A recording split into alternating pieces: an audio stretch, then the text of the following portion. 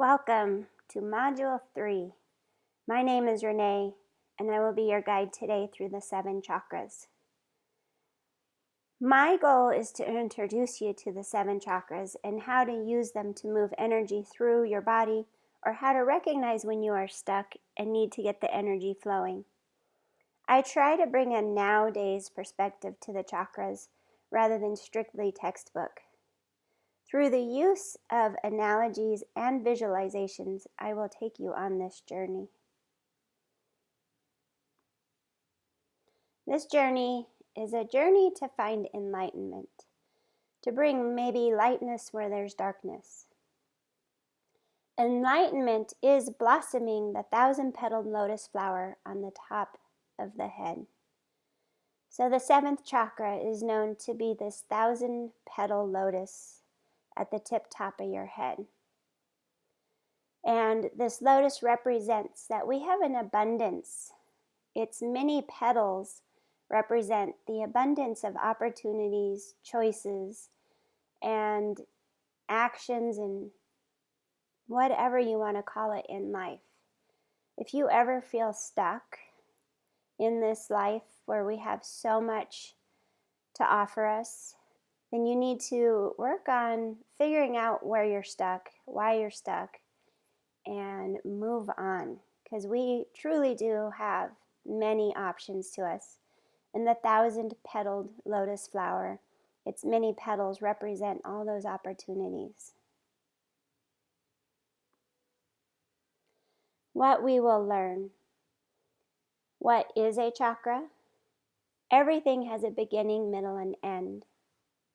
How important it is to cultivate all 7 chakras all the time. List the 7 chakras. The properties of each chakra: location, color, affirmation, element, essential oil, function, and more. An easy to do meditation for each chakra, and how to align the chakras.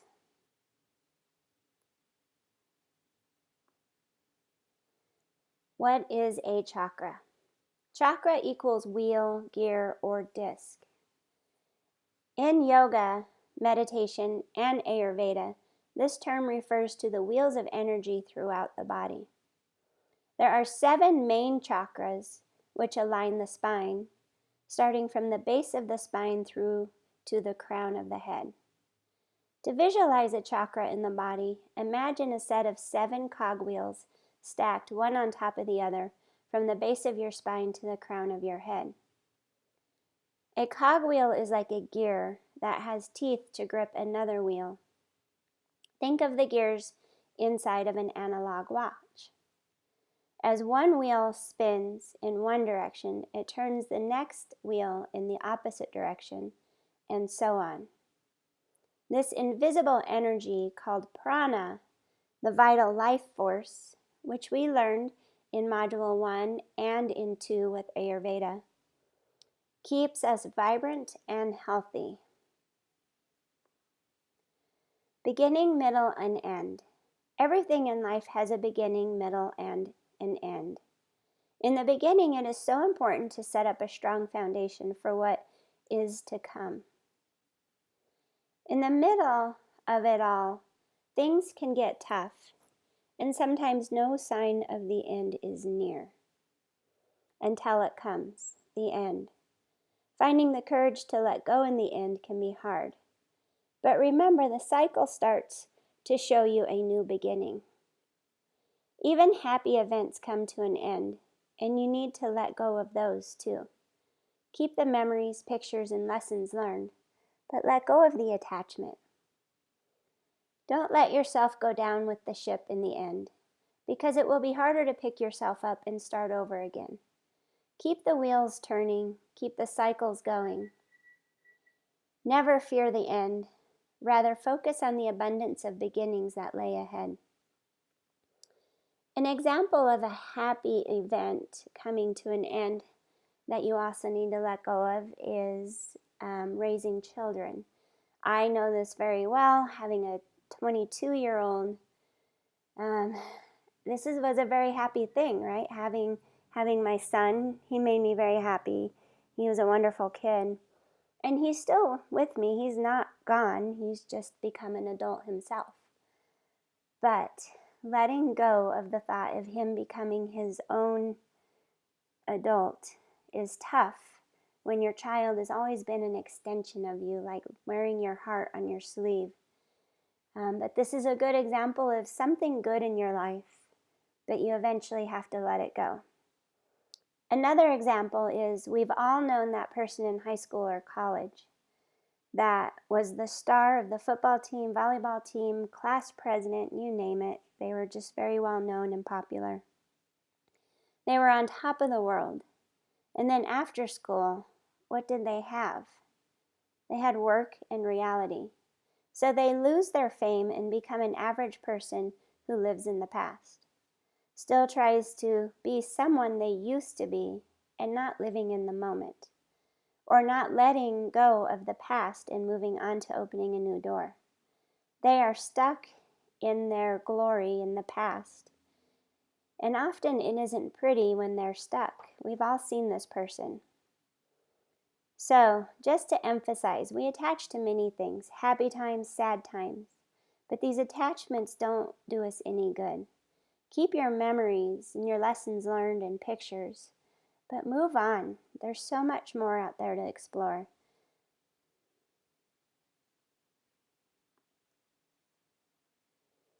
This is an excerpt that I took from Deepak Chopra's website. These swirling wheels of energy correspond to massive nerve centers in the body. Each of the 7 main chakras contain bundles of nerves and major organs, as well as our psychological, emotional, and spiritual states of being. Since everything is moving, it's essential that our 7 main chakras stay open, aligned, and fluid. If there is a blockage, energy cannot flow. Think of something as simple as your bathtub drain. If you allow too much hair to go into the drain, the bathtub will back up with water, stagnate, and eventually bacteria and mold will grow. So is too our bodies and the chakras. A bathtub is simple. It's physical, so the fix is easy. Keeping a chakra open is a bit more of a challenge, but not so difficult when you have awareness. Since mind, body, soul, and spirit are intimately connected, awareness of an imbalance in one area will help bring the others back into balance. Take, for example, a wife who has recently lost her husband. She develops acute bronchitis, which remains in the chest, and then gets chest pains every time she coughs. The whole heart chakra is affected in this case. If she realizes the connection between the loss and the bronchitis, healing will occur much faster if she honors the grieving process and treats that as well as the physical ailment.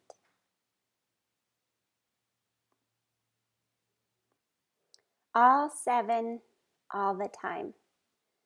You want to cultivate all 7 chakras all the time, even though you think only one chakra might be off.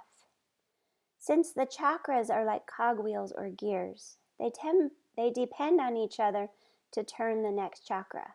Also, like dominoes, when one goes down, they can all go down. To bring them back up, you have to recognize them all. There are times where you will give one of them more focus than the others, because it could be the wheel that is most out of balance and pulling the other 6 out of balance, just like Deepak's heart example. Or quite the opposite. You work on one chakra only to reveal it was being pulled out of balance by another. Therefore, you need to move on to the other chakra and then back and forth, like trying to get a car unstuck.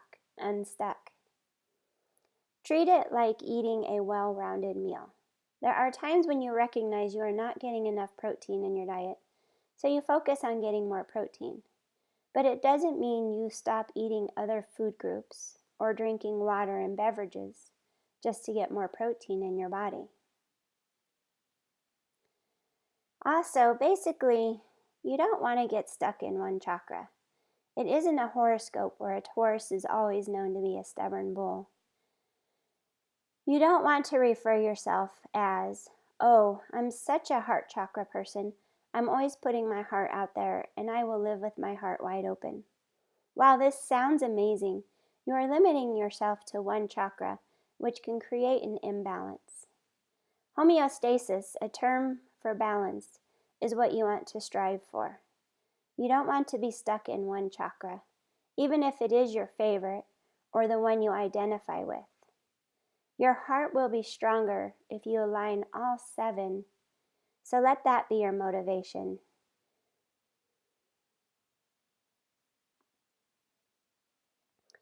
All 7.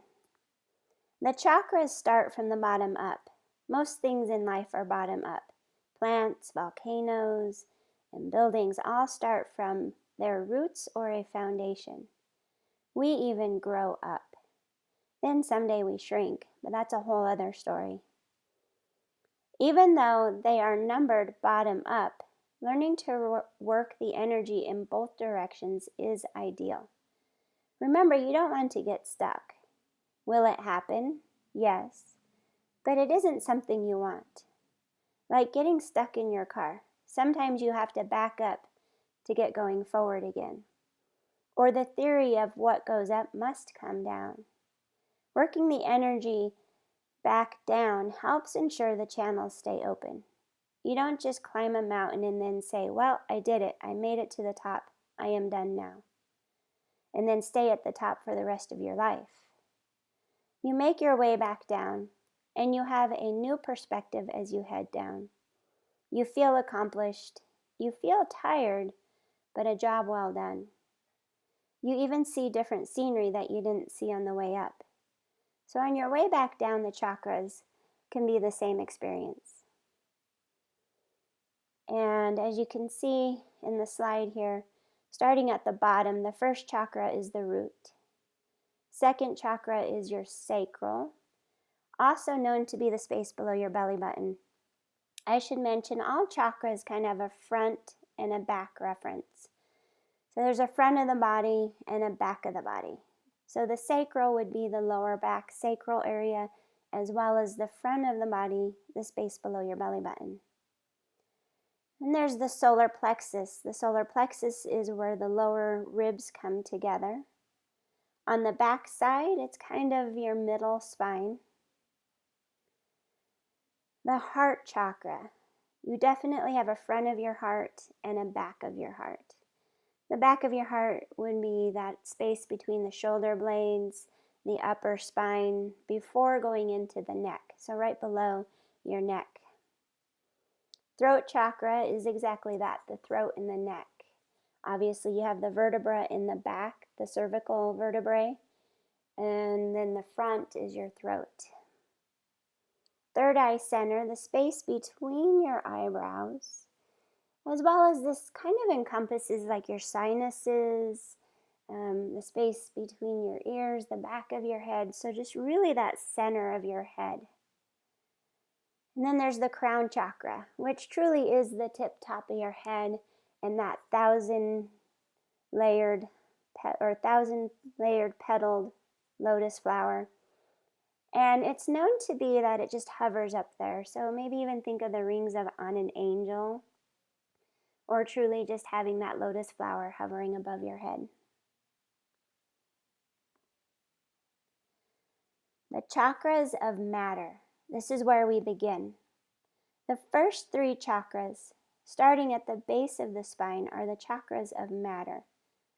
They are more physical in nature, meaning this is where our stability comes from, our core strength, endurance, mobility, much like the roots and a trunk of a tree. It's very stable. It's what grounds you down. They can also be thought of if you were writing a blueprint for a house. So this would be very much the foundation, the basement, if there is one, and laying out the land. So even picking the land before you put that foundation in. So this is very much choosing where the house is going to be, grounding it down, creating a foundation to build on top of it. The first is the root chakra, which is in Sanskrit, the Sanskrit name is the Muladhara. Second chakra, the sacral chakra, the Svadhisthana chakra. Third chakra, solar plexus, and it's the Manipura chakra. The upper chakras tend to be more about communication, being mindful, and spiritual. So again, with these first three, just really think of the lower body and your stability, balance, your roots, and your foundation. First chakra, the Muladhara, is the root chakra. Located base of your pelvic floor, your perineum, includes your legs and feet as roots. It's the color of red, the sound of lam. So if you ever wanted to chant, the root chakra is lam. You could repeat it for a meditation. Just repeat lam, lam, or so on. The affirmation is I am. So it's your roots. It's what you are. You are this. So it's always, usually, I am. It's the element earth, so very much grounded. The essential oil would be patchouli or any of the other kind of earthy scents, even maybe your sandalwood. Crystal, red jasper, rubellite, and hematite. You can Google any of this stuff if you want to know more about the properties. The function is your survival. So much like a tree this time of year, it survives in its roots. It looks dead and dormant, but it's very much surviving under the surface. When in balance, you feel stable, grounded, safe, and fearless even. When imbalanced, fear, like you've lost your way, homeless, nothing feels right to you, in a roller coaster ride. It governs your bones, your tissues, your stability. Truly that foundation, your genetic makeup, what makes you a person. It is your connection to survival, being grounded, even our family, who we are, and where we come from. So your roots are who you are. It's even your DNA. And your first chakra is truly your survival. When flight or fight is taking you on a bad flight, or you feel like your life is a crazy roller coaster, and you are flying by the seat of your pants, then you need to ground down and tap into your roots. Think of a tree. What we see on the surface is only half of the tree. Its root system has to be almost as big as what we see on the surface to support the tree's needs and keep it standing upright. A tree starts with its roots, actually a seed, but roots are the first thing to birth or show signs of life as it seeks the surface and starts to grow into what we see on the surface. In the winter, when a tree goes dormant, it has to survive below the surface through its roots. So when a tree's root system is healthy, it will experience new growth in the spring, survive the hot, dry sun of summer, the strong winds of fall, and the cold of winter. When a tree's roots get compromised, a tree will suffer, grow slower, and possibly completely die off. So to bring this analogy into your body and life, to realize how important it is to nurture healthy roots, stay grounded, and find new growth. We are never too old to learn something new, to find new growth in the form of change, and a change in the form of new growth.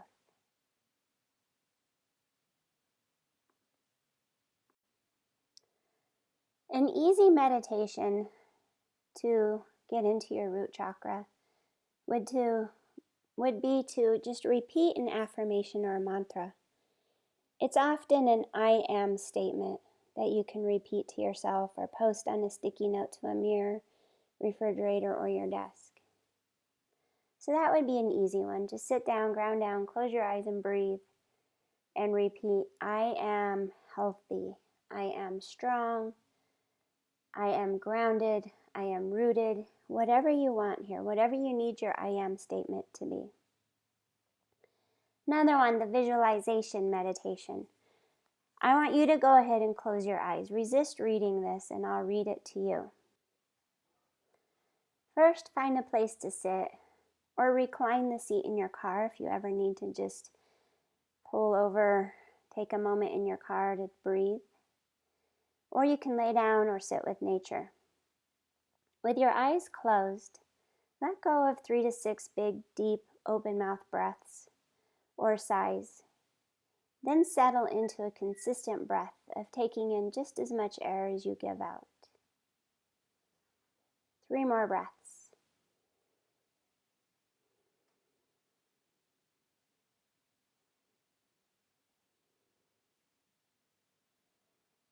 Start to visualize a tree, even its root system, in its all beauty, how it sways in the wind but doesn't blow over. It's a strong, healthy tree. In the summer, it bears leaves for shade and maybe has fruits or nuts for foraging.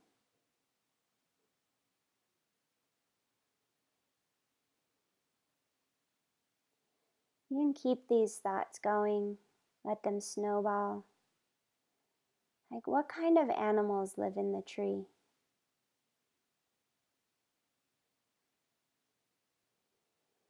Imagine a bird building a nest, maybe even sitting on its eggs, waiting to hatch. Eventually the baby birds hatch. The mother bird provides food for them. You can really let your imagination go wild. You can reopen your eyes again.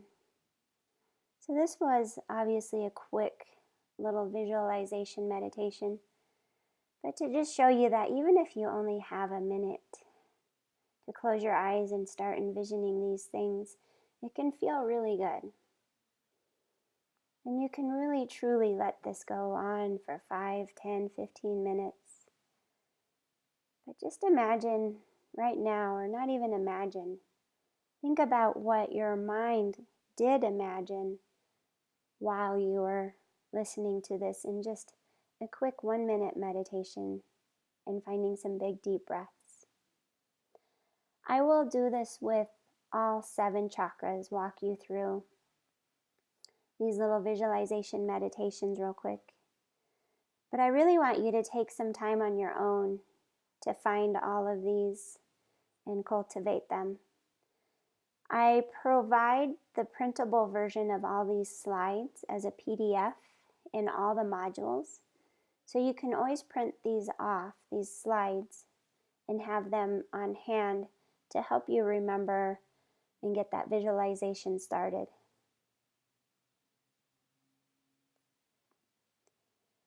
All right, some yoga poses for the root chakra. Easy seated Sukhasana. This is also just known as like crisscross applesauce. If you're raising a kid these days, that's what they call it. You just sit down on the floor in easy seated.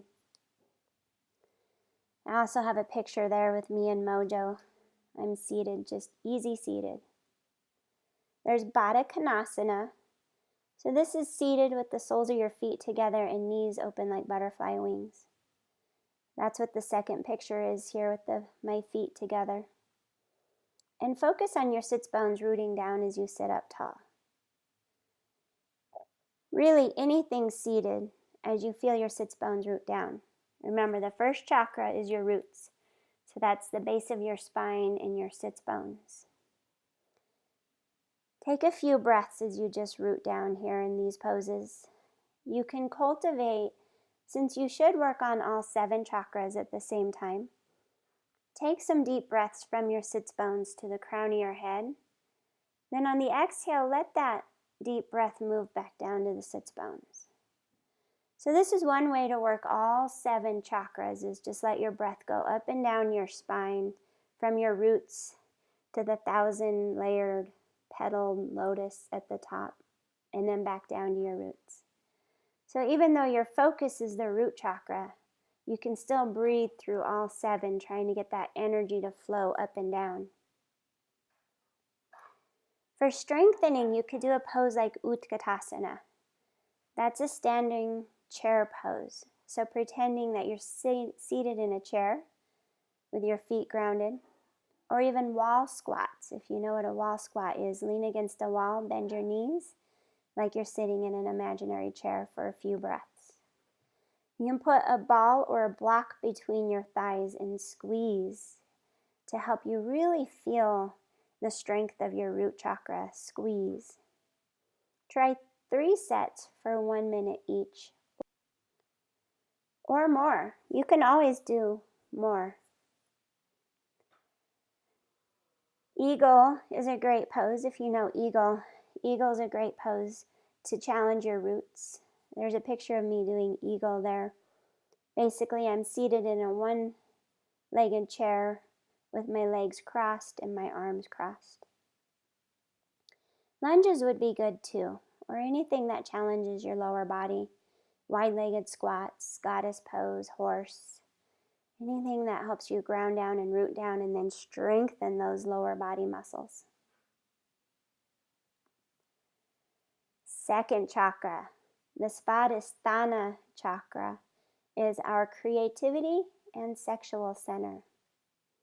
Located above the pubic bone, below the navel. From the backside, it is your sacrum and the lower lumbar. So again, this is your sacral chakra. It's the color orange. The sound is Vam. So if you wanted to even just meditate to that, you can chant it out loud, or in your mind just repeat Vam, Vam, and so on. The affirmation is I feel. Our second chakra is all about feelings. And when it's healthy, those feelings are productive, passionate, and ooey and gooey and yummy. So an affirmation would be I feel. The element is water. So you should feel really fluid when the second chakra is happy. Even your thoughts and your decision making, just going with the flow. Essential oil, ylang. It's a floral scent. It's kind of a aphrodisiac, so jasmine would be a good one too. Crystal, citrine, or orange carnelian. The function is your sensuality. So again, it's all about feeling the senses. Even sight, sound, smell, hear, touch, feel. When in balance, you have good relationships. When imbalanced, you're unable to be intimate. It governs your sex organs, kidneys, bladder, and the water balance in your body. It is responsible for our creative expression, productivity, and passion. Where love lives in our hearts, our second chakra is where we feel passion for someone or something. This is where the butterflies are felt and the mojo/libido is functioning. I want to emphasize that it can be passion for someone or something. So even having passion for yoga, I obviously have a passion for yoga, right? We all know that. It's no secret. Anyways, so passion for someone or something.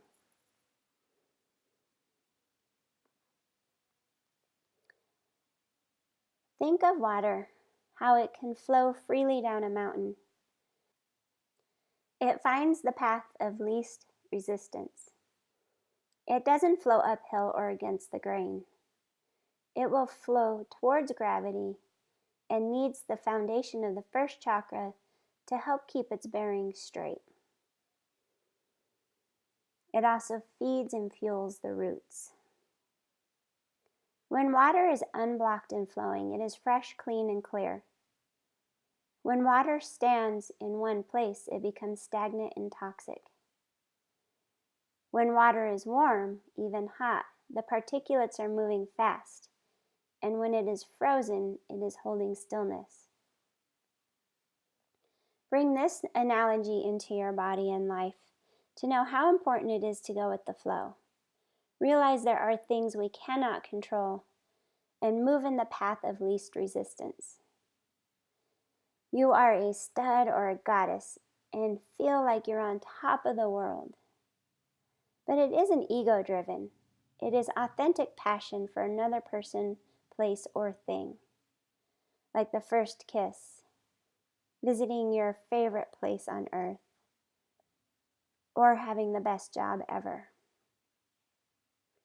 When your second chakra is out of balance, you will feel dehydrated, lazy, lethargic, dull, bland, unmotivated, and you can't think of yourself, or you can't think for yourself. There is no creativity, productivity, or passion.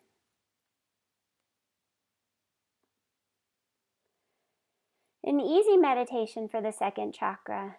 Repeat, I feel. Remember, it's so easy to be negative, right? I feel crappy. I feel ugly. I feel horrible. So careful how you answer that affirmation. Keep it positive. I feel amazing. I feel energetic. I feel motivated to get things done. Even if this isn't your reality at the moment, remember, a positive affirmation or a mantra is what you seek. It's not something that's going to pull you down lower. It's positive and it's what you seek. So keep repeating, I feel amazing. I feel accomplished. I feel empowered by knowing I can do this on my own. I don't need anybody else to make me happy.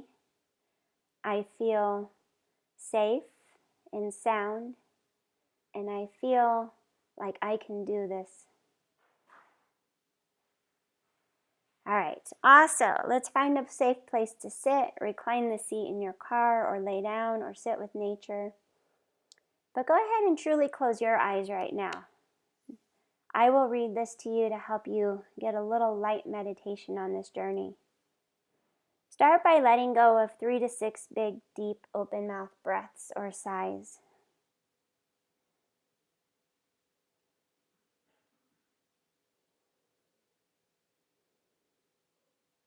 One more big breath.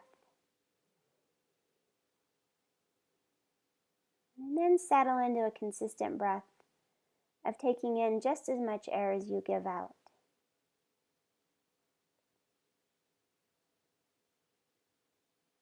Start to visualize water, maybe the ocean even, as its waves roll in and out.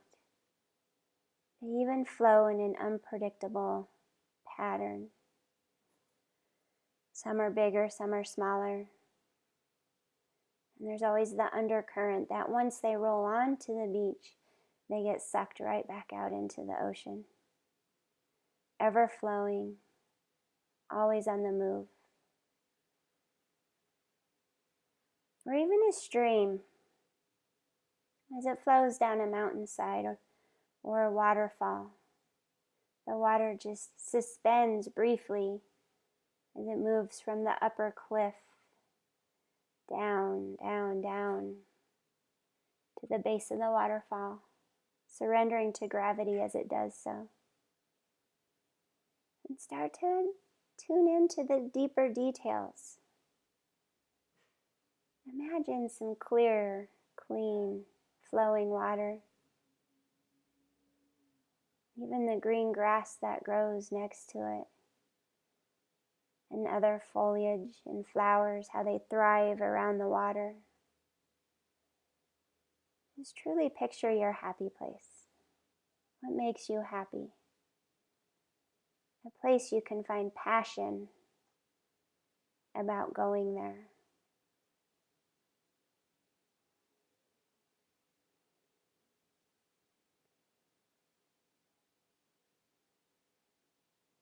And as you gently let your eyes flutter open, just take notice, once again, how just this short little 1 to 2 minute,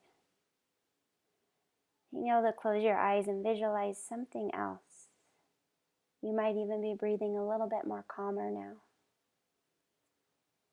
Remember, you can pause these modules at any time. If you feel you want to stay in this place, you're welcome to. Just pause the video.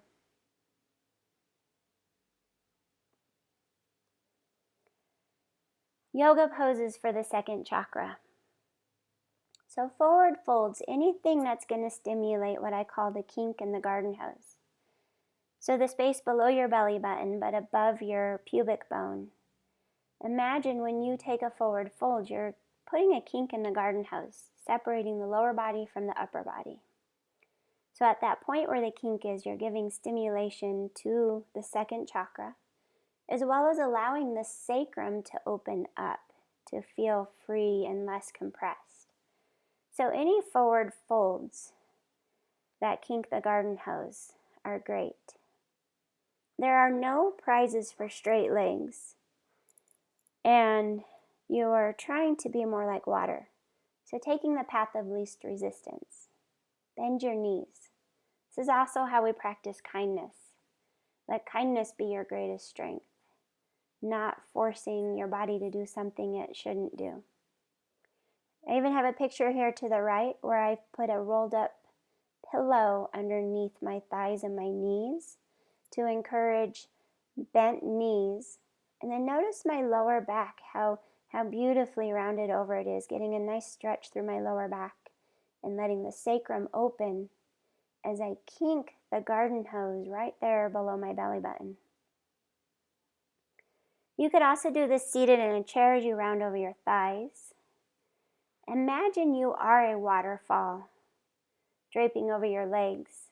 Let yourself surrender to gravity, much like water to earth, and always take the path of least resistance. Back bends. I didn't put a picture of back bends in here, except for the one down below where I have a pillow underneath me again. If you're not used to back bending, or you just want to be gentle and more meditative and restorative, that's all you simply need to do is put a folded blanket, a rolled up towel, or a pillow, and creating just that slight little bit of back bend, supporting the sacrum, but opening up the kink in the garden hose. So you'll notice that third picture down there, my garden hose is unkinked. So energy is able to freely flow through my whole body as I open it up.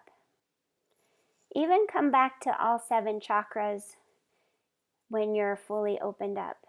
So again, cultivating the breath from your roots to the top of your head. Then on the exhale, send the breath back down to your roots. Again, constantly working that energy up and down with your breath as we focus on each chakra, and even going back and forth in the chakras as needed. If you're comfortable in full bridge or wheel, then you can go there. You can do a couple of those. It's so good. Let your passion speak to you, opening up this lower body area. For strengthening, do some lower belly core. I suggest laying on your back and then do leg lifts. So as you keep your tailbone and your spine and your head on the mat, start to lift the legs up from the floor. You might take them all the way up to the ceiling and then slowly lower them all the way back down to where they hover on the floor, and then lift and lower. Maybe try 3 sets of 10. You can also do this one leg at a time.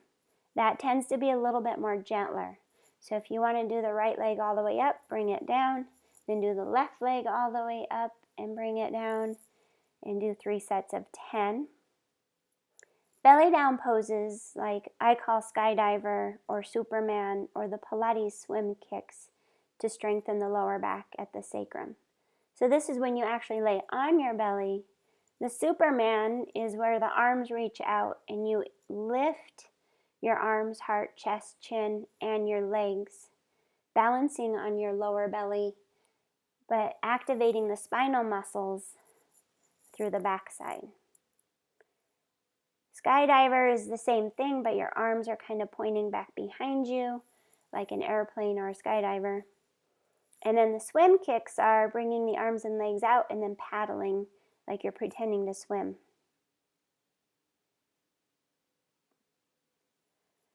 Third chakra, the Manipura chakra, means lustrous gem and is our source of personal power.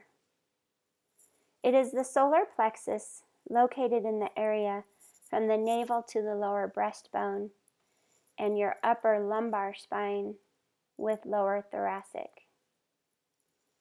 It's the color yellow, the sound Ram, affirmation I can. So when you have your personal power, you can do anything. So I can. It's the element of fire, essential oil neroli, crystal, yellow calcite or tiger eye. The function is your identity and your ego. When imbalanced, a strong sense of self. When imbalanced, anger and power hungry. So if this is related to your ego, imagine somebody who has too big of an ego. Another form of the ego being out of balance is that you don't want to get out of bed in the morning. Our egos, everybody has one. We need one. It always gets a bad rap. But it's only bad if you let it take you to places you shouldn't go. Otherwise, we need our ego. This is part of our self-esteem, our identity, our personal power, and it's going to help you get out of bed in the morning. So we need some sort of ego. It governs the stomach, digestion, GI tract, adrenals, organs, and the middle spine. So like we learned in the Ayurveda module, we need a certain amount of internal fire, right? So your third chakra is your fire.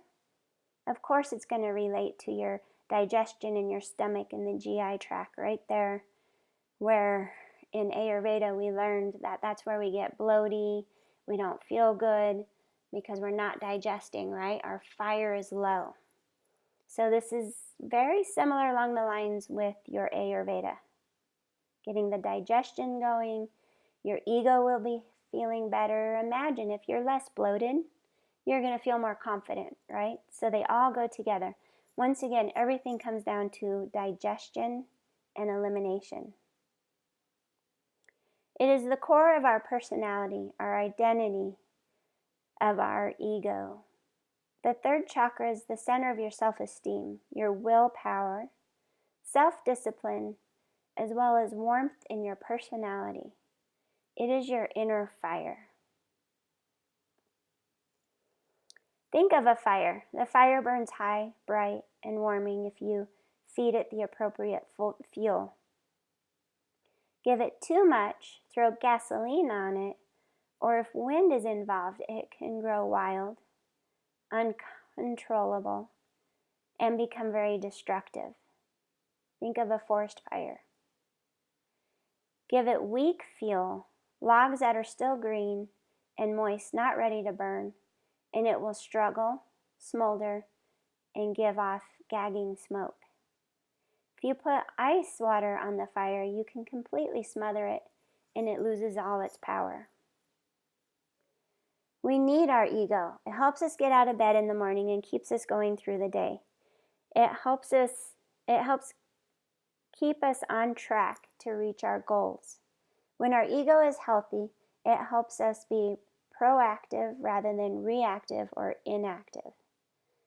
Beings with blocked or deficient third chakra are passive and inactive, allowing life to pass by while they do nothing.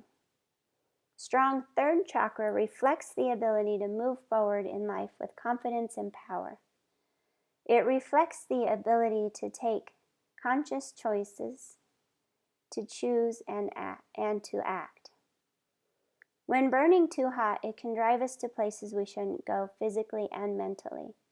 We start to make up excuses and even start to believe our own stories, even if they are unhealthy. It is like Goldilocks and the Three Bears. Not too much, not too little. It's just right.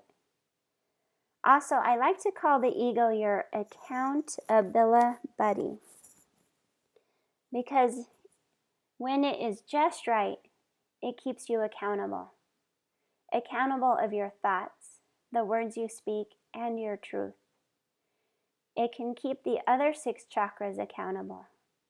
Most of all, it keeps you from making up false identities or stories.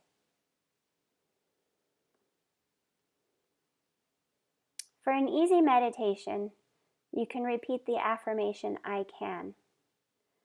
I can survive this. I can do this on my own. I can create my own business. I can switch jobs. I just need to start looking for a new job. I can end this relationship, and I can be happier without you. Whatever it is, you can do it. When your personal power is in charge, you start to realize you can do anything you need or want. All right, so again, find a place to sit. Recline the seat in your car if you're on the move someday. Lay down or sit with nature. Close your eyes. So truly close your eyes. Let me guide you through the rest of this. Let go of about 3 to 6 deep breaths. Even open mouth breaths or sighs.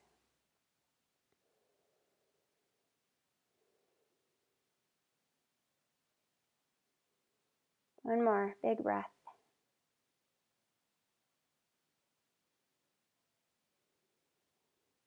Then settle into a consistent breath of taking in just as much air as you're giving out.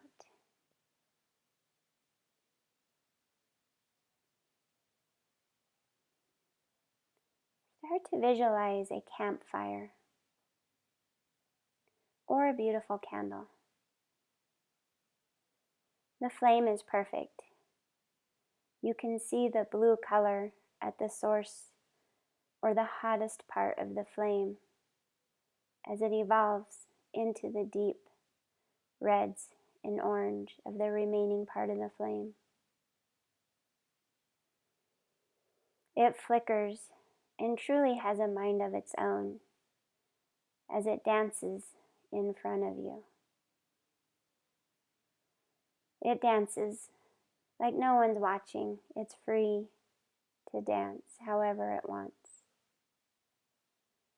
With a campfire, you feel the warmth, and as the wood takes on a new shape, you notice the shape of the coals are radiating the deepest orange and red colors. Or if it's a candle you're visioning, you see the wax melt. It pools as you trace a single drip down the side of the pillar.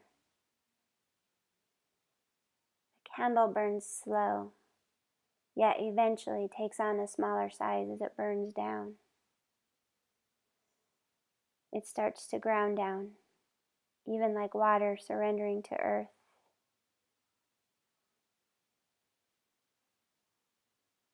Also following the path of least resistance. As you breathe deeper, the extra oxygen provides a brighter flame, as if it could just burn forever.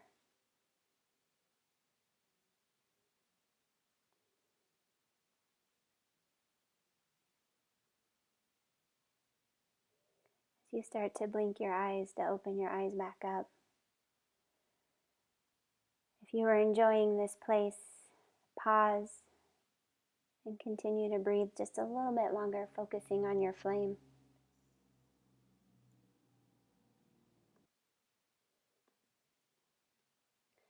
Yoga poses for the third chakra. Twisting. So seated twists. Feeling it in the middle of your spine. Hold each direction. Twisting right, twisting left.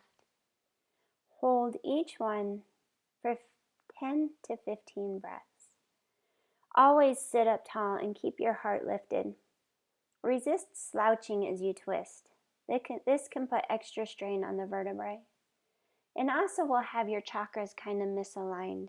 And we're looking for that length and that ability to stack each chakra so as they turn, the cogwheels turn, they turn the next one, and keeping that flow of energy open. This can be done seated in a chair. So I obviously have a seated variation, an easy seated crisscross applesauce, and then the chair twist for an example here. Also supported bridge or wheel. Supported bridge pose or wheel. You could also Google these. However, the bottom picture here is a bridge pose. I just don't have it supported. Supported means you would put a blanket, pillow, or block underneath the sacrum again. What you want to do this time though in your bridge or wheel is imagine opening up those lower ribs where the third chakra lies. For strengthening, lay belly up on your back. So lie down on your back. Lift both legs so the bottom of your feet are to the ceiling. You will look like the shape of a capital letter L with your back on the floor and your legs to the ceiling. From here though, reach up for your toes. You'll feel the ribs, the space below your ribs, those upper abdominals. You'll feel them have to pull in as you reach up for your toes, and then you can release on an inhale. Exhale, reach up for your toes again. Inhale, release. Exhale, reach up for your toes. Keep going. Try and work your upper abdominals for 3 sets of 10. You could also do any kind of crunches. Even though crunches, the word crunches is not one of my favorite to say, the third chakra truly is stimulated by doing crunches. So many people have been exposed to doing crunches. So just lie on your back and lift your head and shoulders as you feel those upper abdominal muscles engage. Also, lay down on your belly again and doing poses like skydiver and Superman lifts. I explained those at the second chakra. Go back to the second chakra if you forgot how I explained those. But anything to stimulate the spinal muscles from behind. Remember, all chakras have a front and a back reference. So you want to stimulate both the front abdominals and your spinal strength from behind. All right, we've made it to the middle. Remember, everything has a beginning, middle, and end. So we've made it to the middle of the chakras. The fourth chakra, the anahata, is the connection between matter and spirit. The lower body is all about matter. It's truly the foundation. And the upper body is more about communication, your thoughts, and your spirit. And the heart chakra is right in the middle. So there's 3 chakras below it and 3 above it. So the heart really is that separation between the strong physical aspects of the 3 lower chakras that we just went through, and helps prepare us for the upper 3 that are going to be more communication, thoughts, and spirit. So the anahata is at the middle of the 7 and unites the lower chakras of matter and the upper chakras of spirit.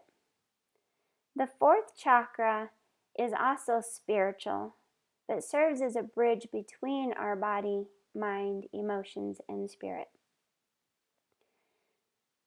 We are going to take the next 3 together, and then the 7th one we'll do on its own.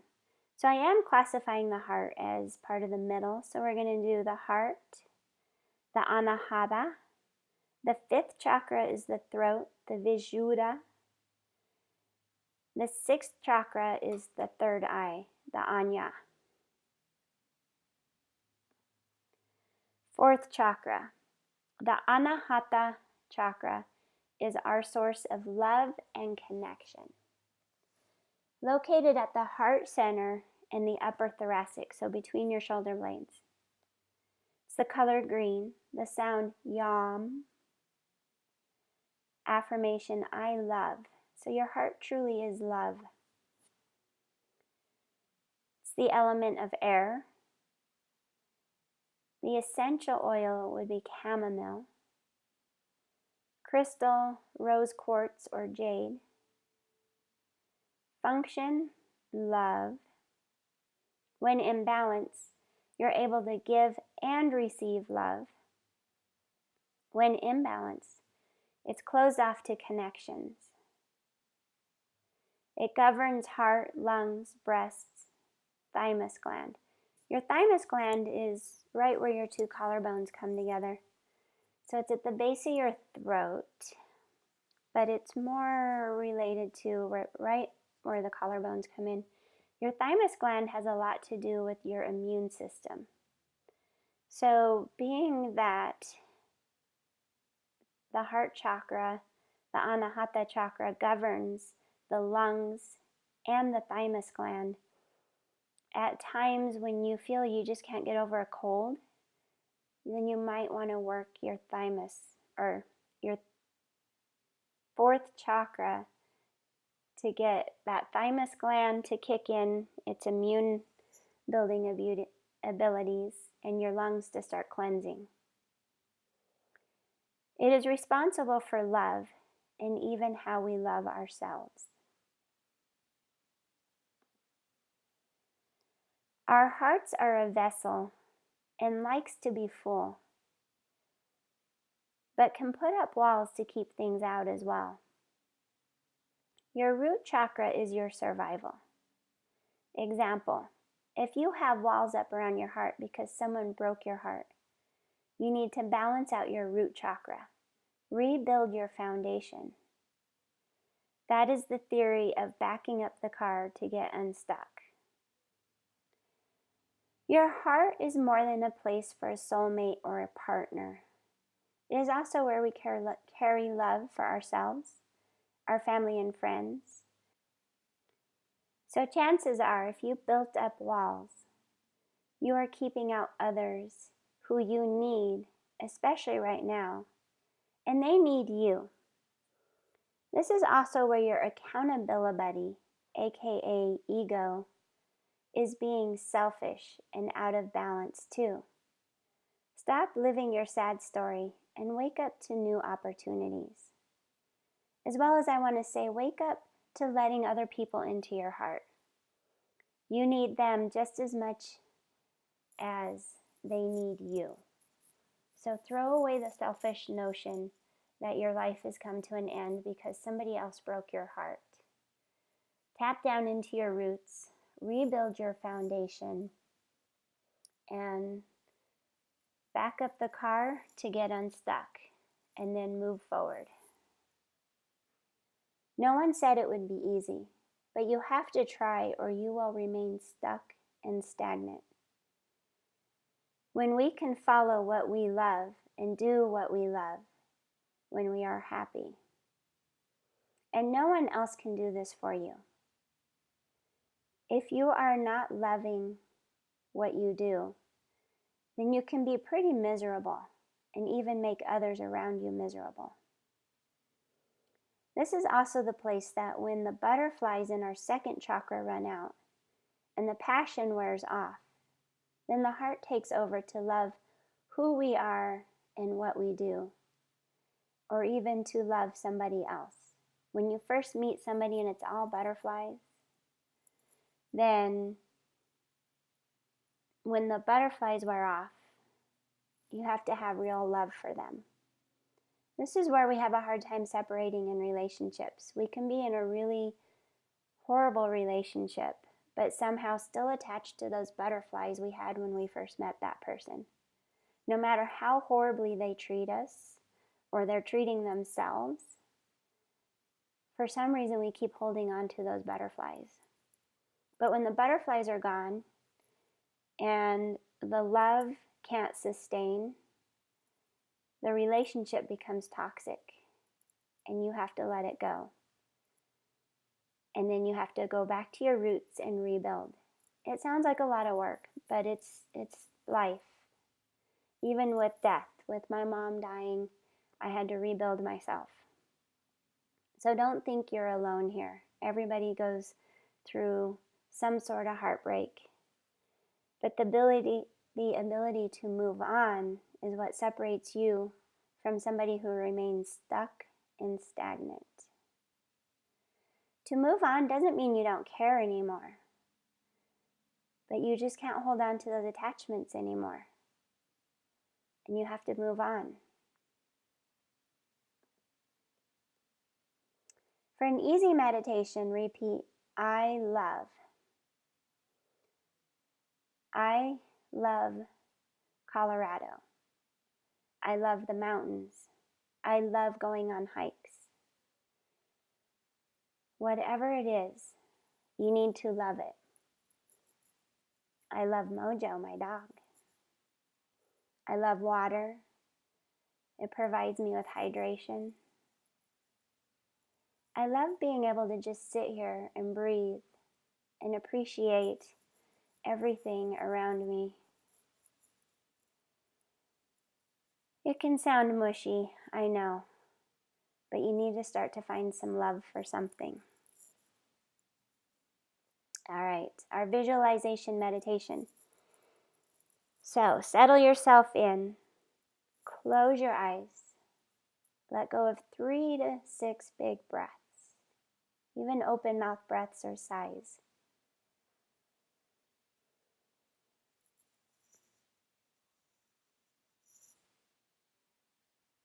One more breath.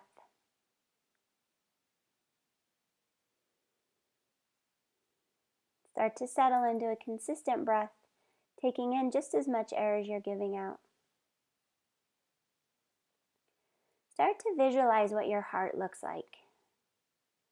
We have all seen a picture, even if it was a hand-drawn graphic. But we've all seen some kind of picture to have an idea of what our heart looks like. You could also imagine 2 balloons, as if they're your lungs. So focusing on the lungs and the heart, or just choose one, the balloons. As you inhale, take notice that your lungs, or the 2 balloons, get bigger and fill up with air. As you exhale, imagine them getting smaller. Keep filling and deflating your lungs as if they're balloons, with your breath in and out. Each round of breath cycles, imagine the lungs or balloons getting bigger with each inhale and emptier on each exhale.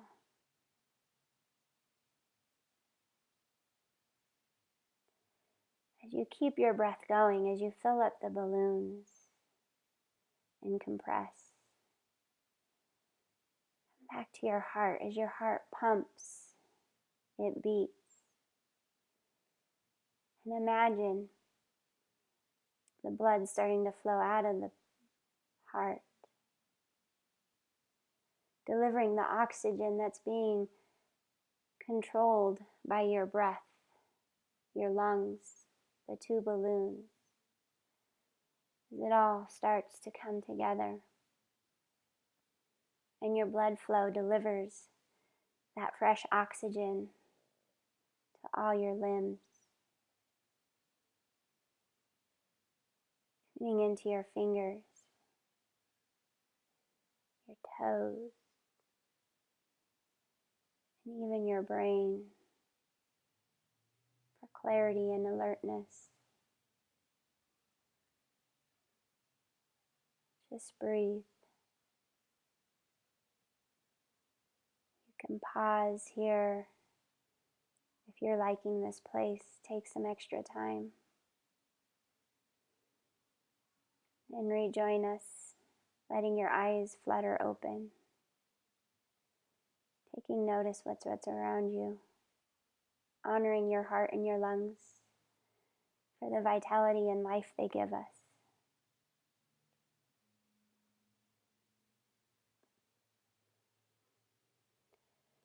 Yoga poses for the fourth chakra. Cat and cow. This is simply from a tabletop position, being on your hands and knees on the floor. Use your chin as your guide. Inhale, lift your chin as you gaze out in front of you. Allow your belly to drop down as you open your heart in cow. Then exhale, pull your chin to chest as your chin tucks, belly pulls in, round the back side of your back like a scared cat. Then find breath to movement. Inhale, cow, as your belly drops down, chin off your chest. Then exhale, cat, as you round your back and pull chin to chest. Just keep going in and out of these, cow and cat. You can do 10 to 20 rounds. And it doesn't really matter either if you reverse the breath. As long as you're breathing, that's the main point here. And working your spine, imagine your spine like a wave, compressing and expanding. You can even breathe from your sits bones to the top of your head, cultivating all 7 chakras. Imagining the energy flowing from your sits bone to the crown of your head. Also, your heart is opening through the front side. And then as you round into cat, your heart is opening from the back side. So working your heart open from the front and the back. Supported fish pose. That's the top picture up there with Mojo on my lap. I have a pillow underneath my shoulder blades, lifting my heart to the ceiling. So it can be something as simple as that. You can also Google fish pose and find the non-supported variation. I don't happen to have a picture of it. And there's an actual Anahastasana pose, which the fourth chakra is the Anahata chakra. There's an Anahastasana pose. It's not for everyone. Not everyone likes it. Google Anahastasana to see it, as it's hard to explain and I don't have a picture. For strengthening, you could do standing bow pose / dancers, warrior 1 with hands bound behind your back. Then pair it with humble warrior as you bow, keeping hands bound behind you. So any of those poses that encourage the heart opening and the shoulder blades squeezing together, or the opposite, like humble warrior, you draw chin to your chest, almost like you're doing cat and cow. Camel, Ustrasana, that's standing tall on your knees and your hands to your lower back and open your heart. You can Google any of these names. And bridge or wheel would be great too, which I have a picture of wheel right there and bridge in the middle. Fifth chakra. Fifth chakra, the Vishuddha chakra, is our source of verbal expression and the ability to speak our highest truth. Located in the area of the throat, neck, and cervical spine. Color blue. Sound hum, hum. Not necessarily the ham that you serve on Easter, but just hum. Affirmation, I express.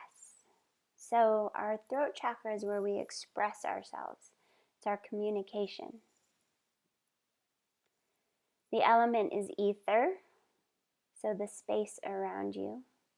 Again, it can be the communication, the sound that is put off from the vibration of our vocal cords that creates our method of communicating. So ether, sound. Essential oil, peppermint. Crystal, aquamarine or lapis. Function, communication. When imbalanced, expressive and outspoken. You tend to stand up for what you believe in. When imbalanced, unable to speak the truth, shouting things you don't mean, your thyroid or sinus infections, postnasal drip, persistent cough or dry throat. So all of those things could be aggravating you. But mostly when it's imbalanced, it's also when you tend to put your foot in your mouth. Like Thumper always said, my mama always told me, if I can't say anything nice, don't say anything at all. So when you notice you have an imbalance, you got to take the words of wisdom from Thumper's mother. It governs the neck, thyroid, and parathyroid glands, jaw, mouth, and tongue. Sometimes these areas can become imbalanced because we're holding in something too. So if you're not feeling like you can be expressive and outspoken and stand up for what you want, if you hold in your beliefs, then you can have an imbalance in any of these body parts and some health issues. It is responsible for helping you find the words to say what you need to say. Now, I'm going to get a little bit corny with you all. There's a song by John Mayer that says it beautifully in his song, Say. So I've actually put the lyrics here. If you want, go ahead and close your eyes again, and I will just read these to you. Take all of your wasted honor, every little past frustration. Take all of your so-called problems. Better put them in quotations. Say what you need to say. Walking like a one-man army, fighting with the shadows in your head. Living out the same old moment, knowing you'd be better off instead if you could only say what you need to say. Have no fear for giving in. Have no fear for giving over. You'd better know that in the end, it's better to say too much than never say what you need to say again. Even if your hands are shaking and your faith is broken, even if the eyes are closing, do it with the heart wide open. Say what you need to say. If you want to pause right now and reread these to yourself even, go for it. I encourage you to, if you don't know the song, Google the song and listen to it. It's very beautiful. I don't know why. I'm not a massive John Mayer fan, I promise you. I don't hate him, but I am not, some crazy fan of his. But this particular song is just beautiful and well written, and it speaks to the fifth chakra, the throat chakra. For an easy meditation, you can repeat the affirmation, I express. So even with everything going on these days, I express women's rights. I express that yoga is good for everybody. I express that you don't have to have a strong physical practice of yoga to benefit from these 7 chakras. So what is it? What kind of message do you want to deliver? What is it that you want to express in life? All right, find a place to sit, recline the seat in your car, lie down with nature, whatever it is. Truly take a moment here to close your eyes again. Let go of 3 to 6 big deep breaths, and just let me guide you through a quick 1 to 2 minute meditation here as we've been doing all along. One more big breath. And settle into a consistent breath, taking in just as much air as you give out. Start to imagine what you truly feel. It might be hard right now. What you truly feel might be a little bit uncomfortable right now. But by now you can start to connect all the lower chakras to help you maybe form the words. Maybe you need to return to your roots and what it is you're really trying to accomplish. Why is it so important for you to say what you need to say? As you breathe, start with your roots. Color red. And what is the root cause of what's going on in your life right now? Or what you need to express? Then move up to your second chakra, orange. How can you creatively relay your subject? Or how can you balance out the passion? Or how can you even flow more like water, finding the path of least resistance, allowing yourself to surrender to gravity?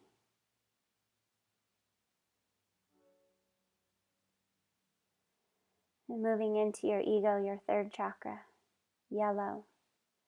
The ego, like Goldilocks and the Three Bears, is not too much. It's not too little. It's just right. It's your accountability buddy to help you find the words to say what you need to say from this beautiful place of a flickering candle. Resisting adding fuel to the fire, but rather just dancing with the flame of the candle. Dance like no one's watching. Dance to your heart's desire as you move into the fourth chakra, green. What does your heart say or want? By the time you get back to your throat, and the issue, hopefully, things are clearer and your delivery is clear. If you're finding some peace of mind, pause the video here and stay in this mindset for as long as you want. Just keep breathing. Or let your eyes start to flutter open. Tune in to if there is any extra clarity of thought to help you say what you need to say. And if all of this doesn't work for you, just listen to John Mayer. I swear to you, I'm not a fanatic, but that song really does speak to me with maybe, yes, a pun intended. You can sing a song, make it bright, make it strong. Sing in your car, your shower, whatever you want. But singing actually does help open up those vocal cords and cultivate your communication center. Don't be shy. Yoga poses for the fifth chakra. Once again, supported or unsupported fish pose. by just simply putting a block, rolled up blanket, or firm pillow right under your backside, under your heart.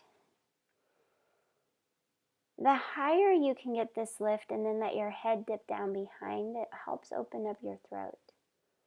So with this one, not only are we elevating the heart, but you're truly trying to open up your throat by letting your head drop back, your chin pull away from your chest, and feel your throat open up.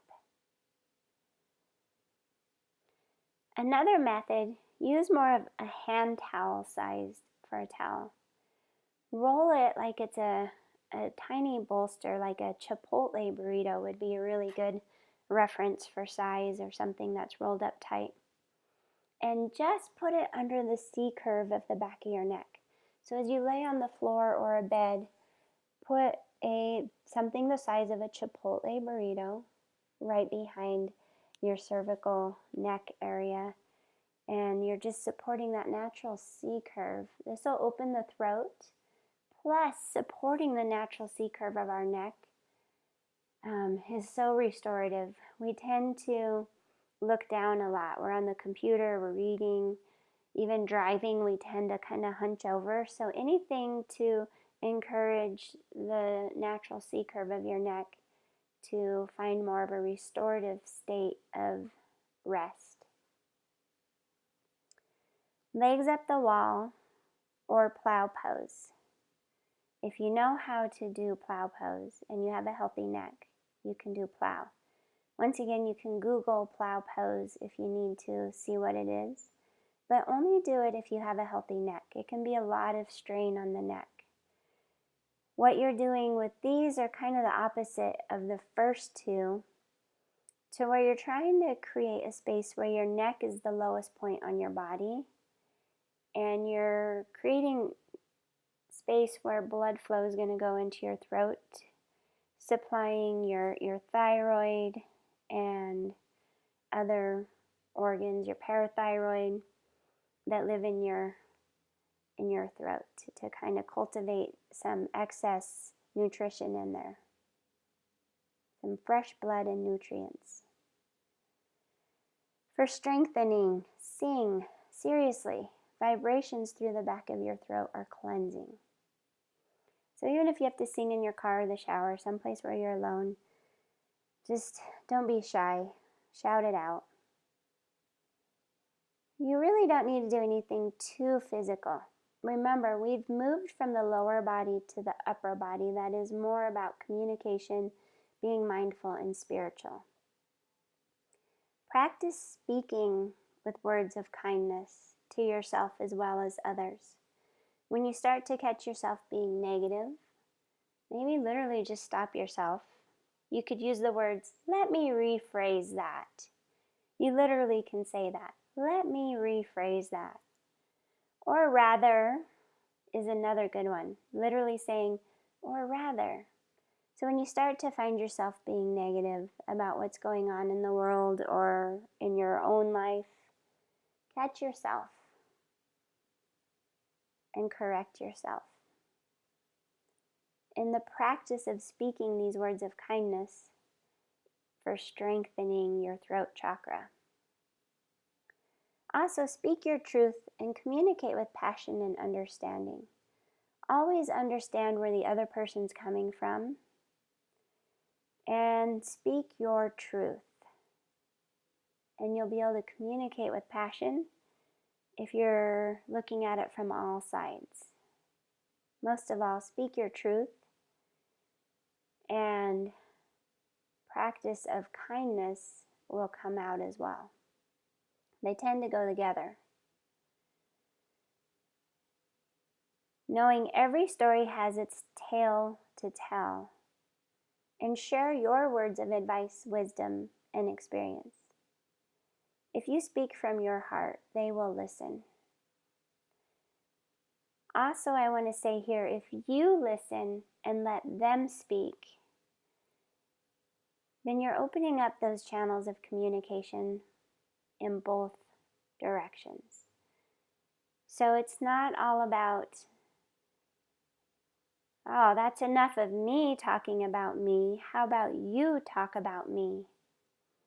So keeping the ego in check here, right? It's not too much, not too little, it's just right. So always make sure you're also listening.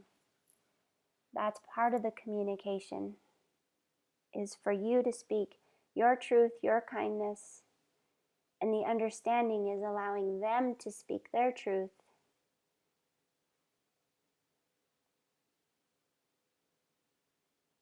Also, venting, getting things off your chest can help you move on. Find somebody out there that you can rely on to vent to. Do take the time again to listen. So if you spend an hour venting to them, make sure you let them know you appreciate them. Actually say the words, "Thank you for listening to me and taking this time." And then maybe even before you wrap up the conversation, ask them, "So how are you doing?"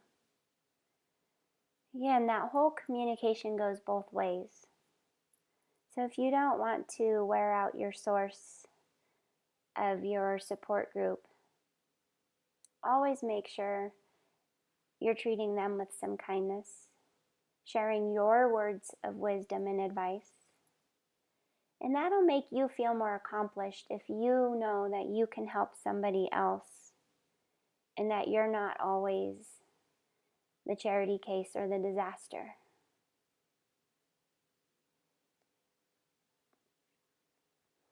Sixth chakra, the third eye center, the space between your eyebrows. The Anya chakra is our center of intuition. The color indigo, Om. So this is where Om comes in for the sound. Om is the sound of everything and nothing at all. It's the universal sound. Affirmation, I know. So this is your place of your intuition, right? So you know what you know. And don't let anybody change that. Learn something new every day. Sometimes we're proven we're wrong and we can learn something new. But also honor what you know about yourself, who you are, and cultivate that. It's the element all, which goes back to the sound of Om. The sound of Om is the universal sign of everything and nothing at all. It's the element of all. Essential oils, sandalwood, crystal, amethyst, purple fluorite, black obsidian. The function is truly your intuition. When balanced, deep awareness and understanding. When imbalanced, out of touch with higher self, materialistic, you start to make rash decisions even. It governs your brain's eyes, the pineal and pituitary glands that live up there in your brain. We all have a sense of intuition, but we may not listen to it or heed its warnings. Focus on opening the sixth chakra will help you hone in on its ability. It is also responsible for knowledge. Not always book smart or rocket scientist, but knowledge of you, of your true authentic self. Sixth chakra, the Anya chakra. It is connected to hindsight and intuition. Hindsight tells us of an understanding of a situation or event only after it has happened or developed. This knowledge hopefully helps keep us from repeating old, bad, and destructive habits.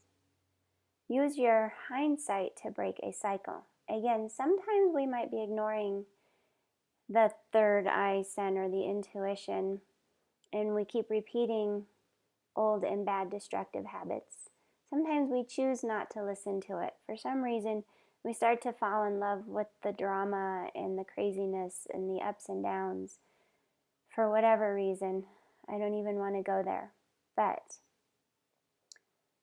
typically, your hindsight is the understanding of a situation after it has happened to hopefully help keep you from repeating that. So you need to break the cycle. Use your hindsight. Intuition comes into play based on being able to visualize what could happen and backing off knowing it is not the right path to take. So slowing down for a moment, take a few deep breaths, maybe even sleep on it overnight before you buy something really expensive or make a big decision in your life. So the intuition comes into play when you can cultivate truly making the right decision rather than a rash decision. When you are out of touch, you might find yourself needing materialistic things to make up for the lack of knowledge or giving the illusion of success. Your ability to make the correct decision is blocked. This could also be a lack of accountability. Your ego, third chakra, is throwing off your intuition. So when Goldilocks and the Three Bears isn't just right, it can throw off your intuition and your ability to make good decisions. This is where we should practice the whole saying, I'm going to sleep on that and give you my decision in the morning. Often the next day we realize we don't need insert whatever it is that you don't need. Or if you really do still feel like you need it after a night's sleep or even a week's worth of sleep, then maybe it is meant to be. But practicing that hindsight and the intuition before making a rash decision. An easy meditation is to repeat the affirmation, I know. I know I don't need materialistic things to make me happy. That actually still sounds a little bit negative.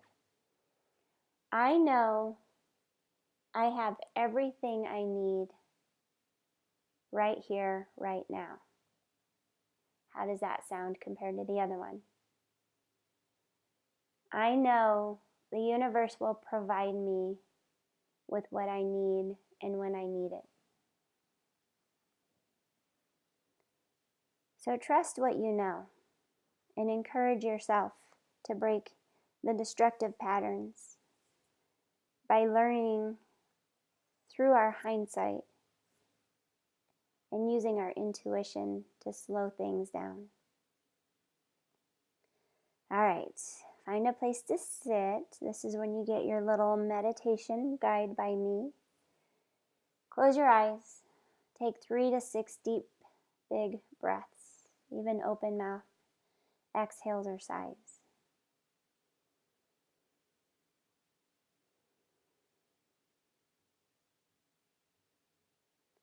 One more breath.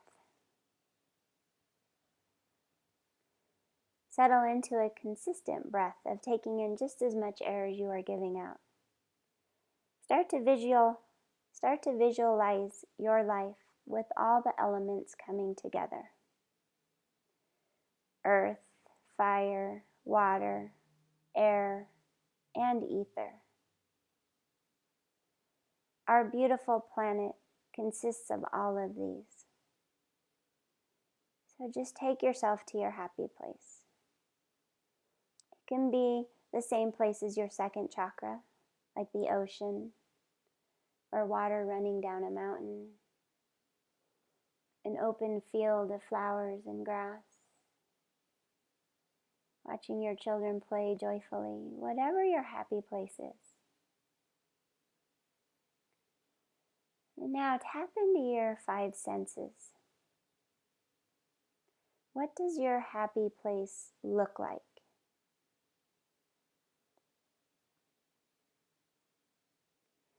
What does your happy place smell like?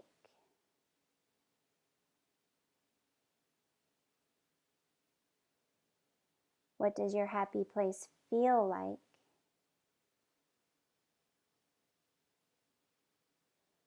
What does your happy place sound like?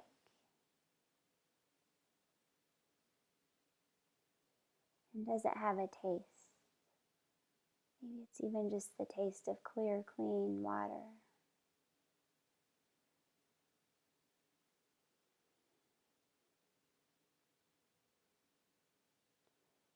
Once you have relaxed, now focus on your subject. What is it, this big decision you need to make in your life? What does your intuition tell you about your next step? Based on hindsight and foresight and intuition, try to see everything in your life more clearly. Trying to remove the external influences, what everybody else thinks, or what they want for you. Or maybe what everybody else thinks or wants for you is right. Maybe you haven't been listening to yourself, and they're trying to tell you something you need to know. Either way, be clear here whether the influences in your life are bad or good, and follow the good. What would your next move be? And can you see yourself there? Can you see yourself doing it? Can you see yourself experiencing what it is you feel you need to experience? Is buying that expensive purse really giving you an experience? Or is it just a false identity that your ego, your third chakra, thinks it needs? Is it just right, or is it too much? Is it not enough?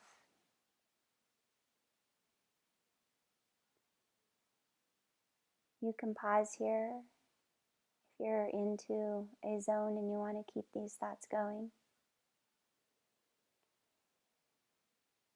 If you're ready to let your eyes flutter open, gently blink your eyes and open them. If you don't have clarity after this, don't panic.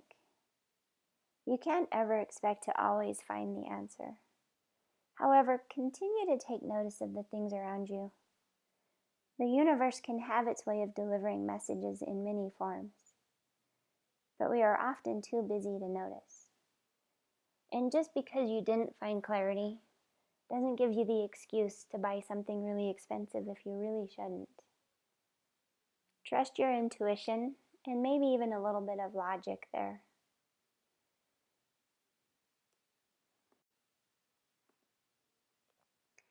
Yoga poses for your sixth chakra. Again, we've moved on a little bit more from the physical postures. And really all you need to do here is ground down your third eye, your forehead, the space between your eyebrows. The picture to the right here, you can clearly see how I stacked my hands to make a pillow with my hands and rested my forehead and the space between my eyebrows just right there on my hands.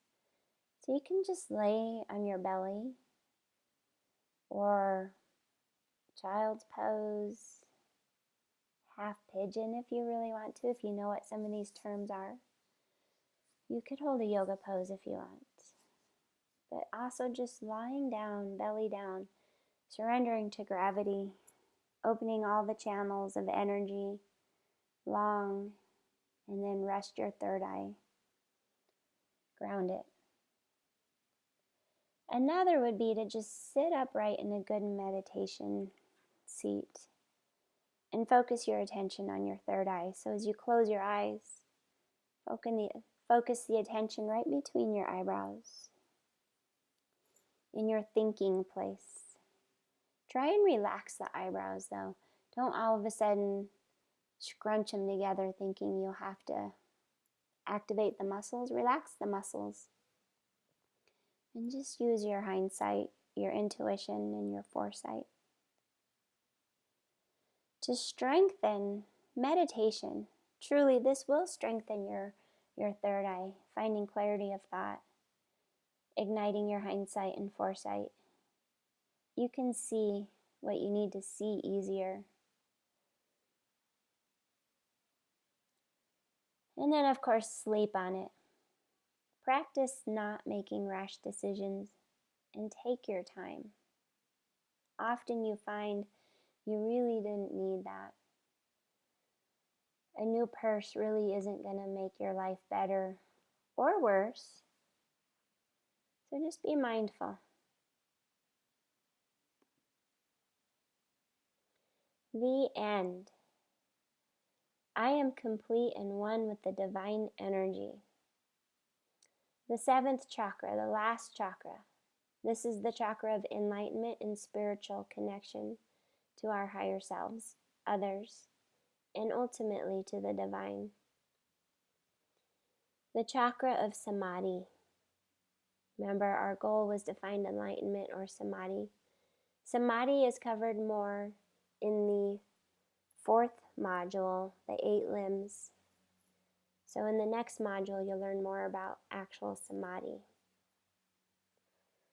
7th chakra is the crown chakra, and it's the Sahasrara. I hope I didn't hack that too much. Sahasrara.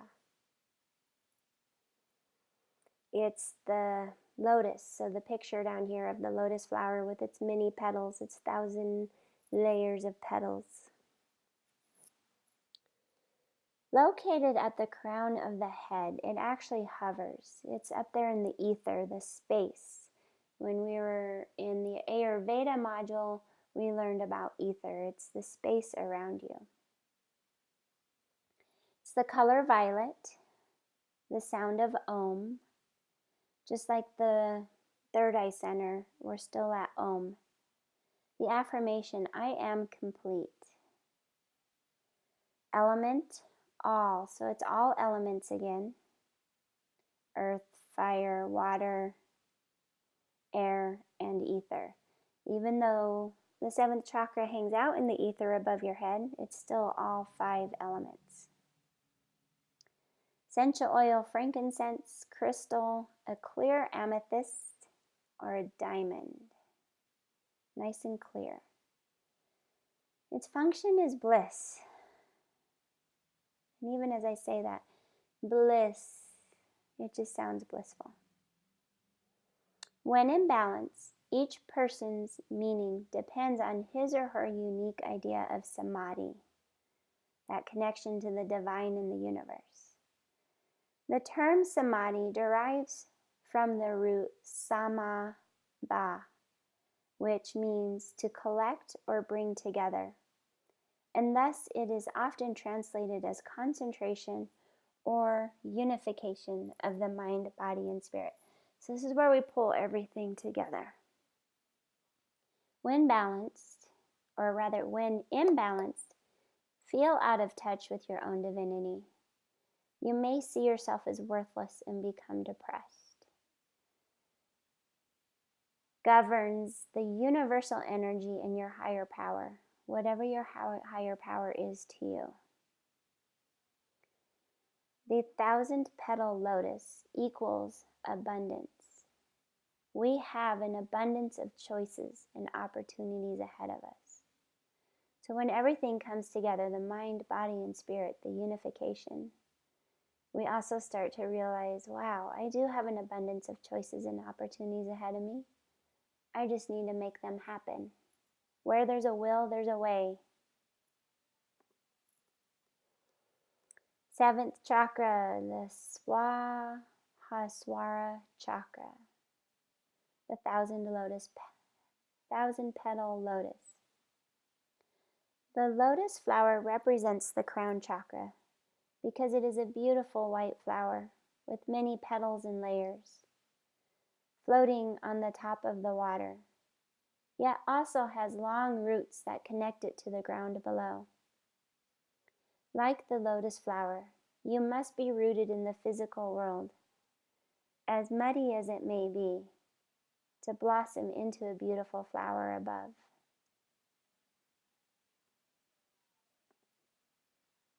A meditation, I am complete. So this meditation This one doesn't have the blank line in it for you to fill in. I really wanted to hold true to this one. I am complete.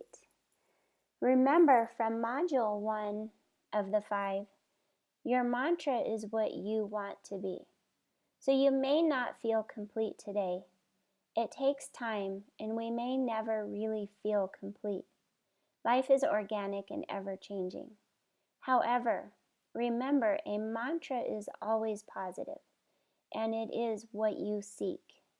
So don't be afraid to use such a strong mantra. You are worthy of a strong mantra like this. Feeling like you want to downgrade it is how you got out of balance to begin with.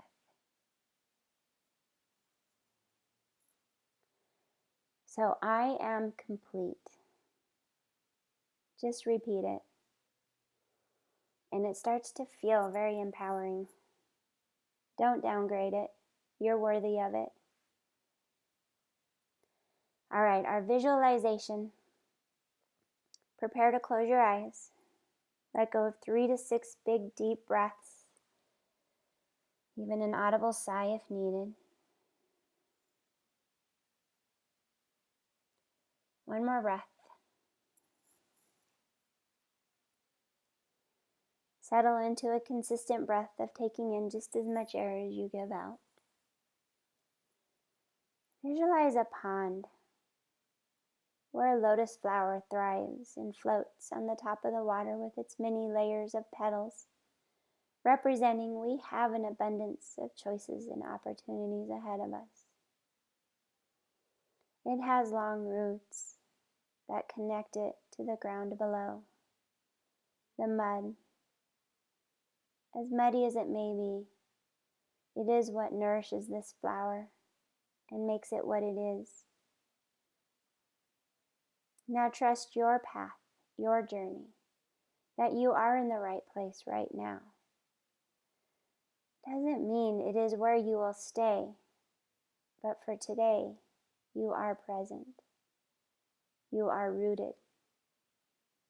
You have passion. Your ego is just right and keeps you on track. Your heart is open to give and receive. What you need to say is delivered with love, kindness, and good intentions. Your third eye is seeing clearly, and you feel a connection to your higher power.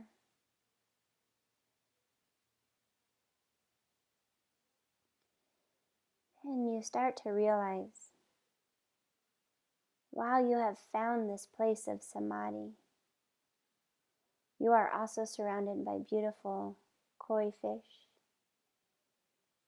and other beautiful lotus flowers.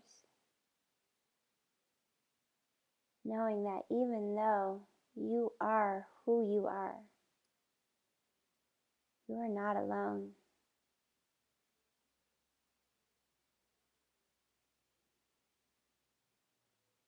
While you are responsible for your happiness and loving who you are by cultivating your true authentic self, you don't have to live this life alone. Be willing to share yourself, knowing you now have more to share. Once again, if you're enjoying this space, pause, take it in, breathe.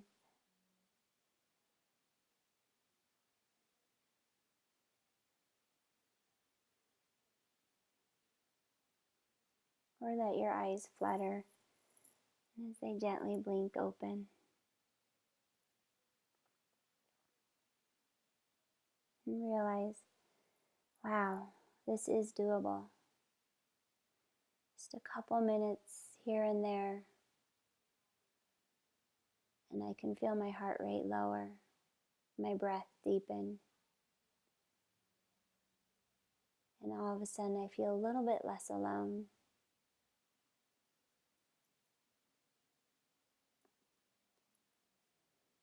Yoga poses for the 7th chakra. Again, we're beyond the physical and we're just pulling everything together. However, there is a pose called the lotus pose. Google it. I should get a picture of it, but go ahead and Google it if you want to try it. It's seated like crisscross applesauce pose, but your feet are on top of your thighs and up in your hip creases. It's an intense posture for your knees and your hips. So if somebody's super tight, more than likely they're not going to get into it. Or if you have an injury in your knees or your hips, don't even try. Please don't even try. You don't want to injure yourself. But if you are a little more flexible, you might enjoy sitting in the lotus pose. But it's not a must. An alternative, sit any way you want and meditate. A comfy chair, park bench, grass, wherever you want to be. You can lay down, Shavasana, which is corpse pose. But if you tend to fall asleep easily here and truly want to get some good meditation done, then stay seated. If your intention is to relax enough to take a nap or sleep, then lay down for sure. Work your way through all 7 chakras if you want, finding your way to the 7th chakra. So just a meditation. Take the time. For strengthening your 7th chakra, you can work to deliver fresh blood and oxygen to the tip of your head. So to the right here pictured, I have a forward fold rag doll. So I'm just letting myself hang over, letting the tip top of my head surrender to gravity, just delivering some extra nutrients to the tip top of my head. But it's really not necessary. But if you do want to get some blood flow there, you can. And next, first, I want to say you don't have to go upside down to stimulate your crown chakra. A standing forward fold would even work. Keep your feet grounded, but fold over and let your head hang heavy like a bowling ball to get some extra blood flow to your brain. Caution. If you have blood pressure issues, be very cautious and back off when you feel woozy or faint. I think I'm getting a little bit woozy working through these 7 chakras. It kind of relaxes me to even talk about them. Take your legs up the wall. So that's another alternative. Lie down and take your feet to the ceiling and let your blood flow reverse. Kind of like sands through the hourglass. Just stirring things up a bit, getting the energy going. Remember, we should also be trying to cultivate all 7 chakras at all times. Even if we have an extra emphasis on one of the 7, you're still trying to cultivate the energy throughout your whole body. These next suggestions are for seasoned practitioners only. Headstand, of course, only for healthy necks, spines, and with guidance. If you have never done it before, you can really do some damage to your neck, spine. So seek professional help to establish the knowledge and skills to do it on your own. Also, if you're not comfortable doing a headstand and holding it for a duration like 10 to 15 breaths, it's not going to be relaxing, right? If you're constantly having to try and kick up or figure out your way up and you're doing somersaults because you're rolling over or falling over, you've kind of lost that place where you're meditating. So truly, these suggestions are for your true seasoned practitioners that are very comfortable in a headstand. They have healthy necks and spines and they know what they're doing. And once they're in it, they can truly just relax and breathe. It becomes a space of comfort to them. So if it's not a space of comfort for you, please do not try and stand on your head. All right, I could go on forever, but I'm going to leave it at that. Please do not unless it's right for you. All right, let's wrap this up. You have 7 chakras or energy centers. You need to work all 7 to gain balance. Beginning is the first 3, and they're more physical. Your root is the survival. Sacral is your passion. Solar plexus is the ego / your power and your fire. Middle, you have the second set of 3, and they're more intuitive. Your heart is love. Throat, communication. Third eye, intuition. And at the tip top, at the end, remember everything is a beginning, middle, and end. The crown hovers above your body, and the crown chakra is your higher power. It is the I am complete. A 5 to 10 minute meditation. You can do 1 chakra a day for 7 days, then reverse them for 7 more days, 14 days total. Then if you want to keep it going, start over again. Just keep doing these 14-day cycles. Or do 1 per week for 14 weeks. However, each time, take 10 to 20 breaths through all 7 chakras to work all 7 every time. So you can choose to do that when you start your meditation, taking 10 to 20 breaths. And remember, all you really need to truly do is think about your sits bones and inhale to the top of your head and exhale back down to the sits bones. So you can do 10 to 20 breaths, working all 7 chakras, and then your meditation based on whatever chakra you are on for that day. You can also remember that sometimes you need to back up the car, right? So let's say you set out this 7 days to work your way to the top. Maybe somewhere around the 4th or 5th chakra, you start to realize, I need some extra time here, or I need to back up the car. So basically, be prepared to change your plan. That's the fluidity part, right? Being fluid, going with the flow, being okay with changing your plan if needed. So if you find a spot where you need to back up the car, and it takes you 17 days to do your 14-day chakra because you backed up the car a little bit here and there, be okay with that. Do what you need to do. If you have a full hour or more, try to do all 7 chakras. Or once per week, do all 7, while you focus 1 at a time on the other 6 days for just 5 to 10 minutes. And then set aside 1 day a week where you can do all 7 for an hour. When your chakras are balanced, you experience samadhi, which is in Module 4. We'll learn much more about samadhi in Module 4 with the 8 limbs. Remember to also work the energy back down or up and down as needed.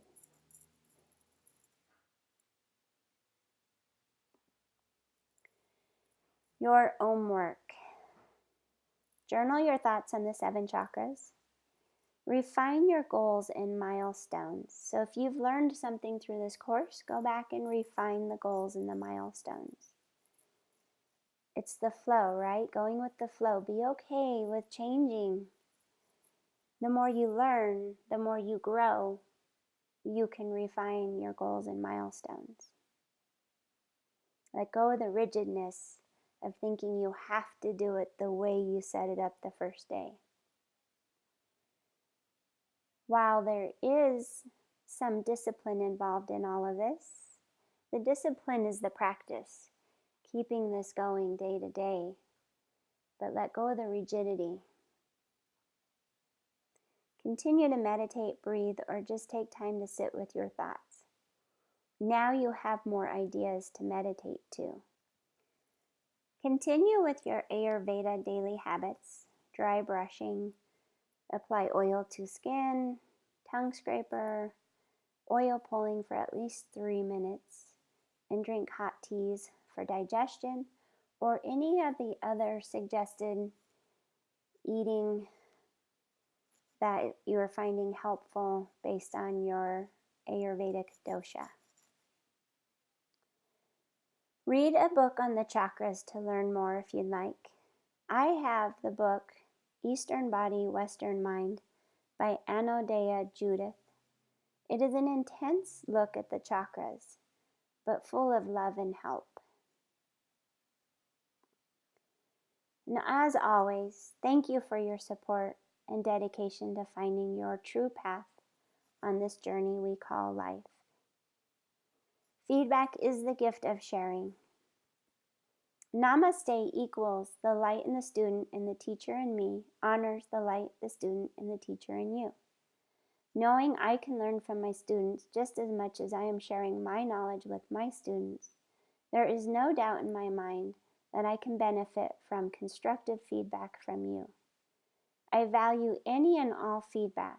However, I do ask that you provide constructive feedback. And no haters, please. If you also want to know more about me and what I can offer, there's my website, www.reneestahl.online. Thank you so much for making it through this module of the chakras. I hope this brings some enlightenment and lightness to your darkness in times of need. I encourage you to continue to cultivate these 7 chakras. I hope that I've inspired you to keep going rather than just watching this module once and then moving on. I also always provide the audio versions of all these modules that you can listen to when you walk your dog, run, drive, hike, or if you just want to go lie down in a grassy field this summer and listen to it one more time, 3 times, 10 times, 100, whatever you need. Come back to it, cultivate it, and bring more lightness to your darkness. I leave you with Namaste.